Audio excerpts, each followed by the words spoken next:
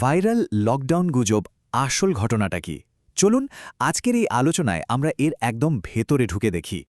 আচ্ছা, হোয়াটসঅ্যাপে কি ইদানিং লকডাউন নিয়ে কোনো মেসেজ এসেছে? যদি এসে থাকে তাহলে জেনে রাখুন আপনি একা নন, চারিদিকেই কিন্তু এই খবর ঘুরছে। চলুন তো দেখি দাবির পেছনে আসল সত্যিটা কি। মানে ইন্টারনেটে একদম ছেয়ে আছে এই মেসেজগুলো যে আবার নাকি লকডাউন আসছে। আমাদের আজকের আলোচনার উদ্দেশ্যই হলো এই দাবির পেছনে সত্যিটা খুঁজে বের করা, ফ্যাক্ট আর ফিকশনের মধ্যেকার পার্থক্যটা একদম পরিষ্কার করে দেওয়া। তো প্রথম প্রশ্ন যেটা মাথায় আসে সেটা হলো, হঠাৎ করে মার্চ মাসে এই লকডাউন নিয়ে এত কথা কেন শুরু হলো? এর পেছনে কিন্তু একটা বেশ বড় কারণ আছে। আসল ব্যাপারটা লুকিয়ে আছে এই তারিখের মধ্যে। মনে করে দেখুন তো, ঠিক ২৪শে মার্চ ২০২০ এই দিনেই কিন্তু প্রথম দেশব্যাপী লকডাউন ঘোষণা করা হয়েছিল। আর কি আশ্চর্য, ঠিক একই তারিখে প্রধানমন্ত্রীর একটা নতুন বক্তব্য সামনে আসতেই মানুষের পুরনো ভয়, পুরনো স্মৃতিগুলো যেন ফিরিয়ে এলো, আর সোশ্যাল মিডিয়ায় আতঙ্ক ছড়িয়ে পড়তে সময় লাগল না। এই তারিখের মিলটাই বলতে পারেন গুজবের আগুনে ঘি ঢেলে দিয়েছে। এখন সবচেয়ে বড় প্রশ্ন হল, প্রধানমন্ত্রী সংসদে ঠিক কি এমন বলেছিলেন যে এত বড় একটা বিভ্রান্তি তৈরি হয়ে গেল? চলুন ওনার বলা কথাগুলোই সরাসরি দেখে নিই।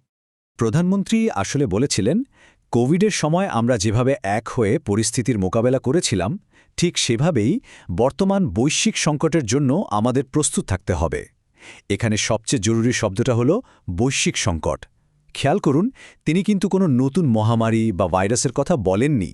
তাহলে পার্থক্যটা কোথায় দাঁড়ালো? একদিকে সোশ্যাল মিডিয়ার গুজব বলছে নতুন ভাইরাসের জন্য লকডাউন আসছে, আর অন্যদিকে বাস্তবতা হলো প্রধানমন্ত্রী সতর্কতাটা ছিল যুদ্ধের কারণে সাপ্লাই চেনে, মানে জিনিসপত্র সরবরাহে যে সমস্যা হতে পারে তার জন্য তৈরি থাকা নিয়ে। আর যদি ভাইরাসের কথা ভাবেনি, তাহলে এই সংখ্যাটা দেখুন। ফেব্রুয়ারি শুরুতে পুরো ভারতে অ্যাক্টিভ কোভিড কেসের সংখ্যা ছিল মাত্র ৭। হ্যাঁ, মাত্র ৭। তো এটা তো জলের মতোই পরিষ্কার যে এই সতর্কতার কারণ কোনো জনস্বাস্থ্য সংকট একদমই নয়।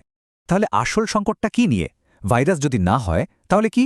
উত্তরটা হলো জ্বালানি। হ্যাঁ, এই পুরো সতর্কতার কেন্দ্রবিন্দুতে রয়েছে এনার্জি বা জ্বালানি। চলুন বিষয়টা একটু ভেঙে বোঝা যাক। আসল কারণটা লুকিয়ে আছে আন্তর্জাতিক রাজনীতিতে। দেখুন, পশ্চিম এশিয়ায় যে সংঘাত চলছে তার কারণে হরমুজ প্রণালীতে সমস্যা দেখা দেওয়ার একটা আশঙ্কা তৈরি হয়েছে।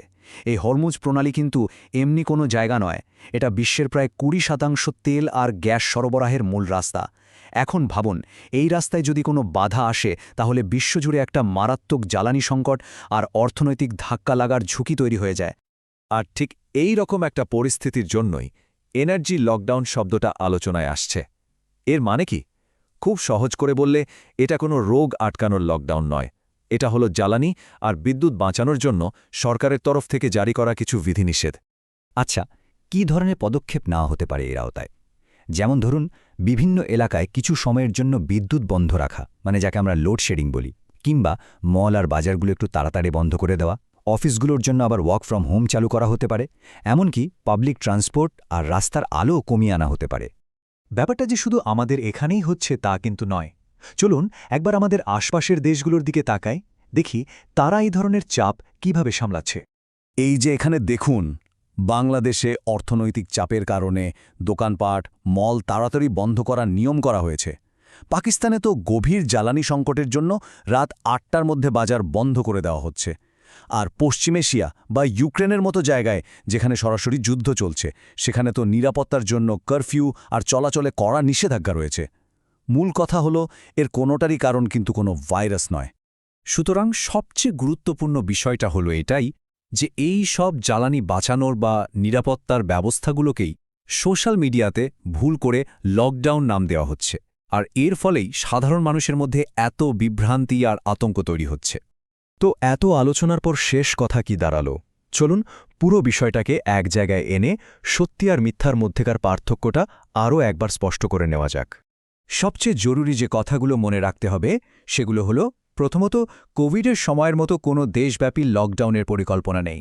দ্বিতীয়ত, প্রধানমন্ত্রীর সতর্কতা ছিল যুদ্ধ সম্পর্কিত অর্থনৈতিক প্রস্তুতির জন্য। তৃতীয়ত, সরকারের আবেদন একটাই, সম্পদ, বিশেষ করে জ্বালানি, একটু সাবধানে ব্যবহার করা।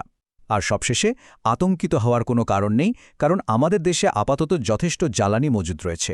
সুতরাং মূল ব্যাপারটা হল জনস্বাস্থ্য রক্ষার জন্য যে লকডাউন হয় আর অর্থনৈতিক প্রস্তুতির জন্য যে সতর্কতা জারি করা হয় এই দুটোর মধ্যেকার পার্থক্যটা বোঝা। এই দুটো কিন্তু একদমই আলাদা জিনিস। তাহলে এটা স্পষ্ট যে বর্তমান সংকটটা জ্বালানি নিয়ে, কোনো ভাইরাস নিয়ে নয়। কিন্তু এই পরিস্থিতি আমাদের সবার সামনে একটা বড় প্রশ্ন রেখে যাচ্ছে। এই যে সংকট, এটা কি শেষ পর্যন্ত আমাদের জীবাশ্ম জ্বালানির ওপর নির্ভরতা কমাতে বাধ্য করবে আর আমাদের একটা নতুন, আরও টেকসই জ্বালানির ভবিষ্যতের দিকে এগিয়ে নিয়ে যাবে? এটা কিন্তু সত্যি একটা ভাবার বিষয়।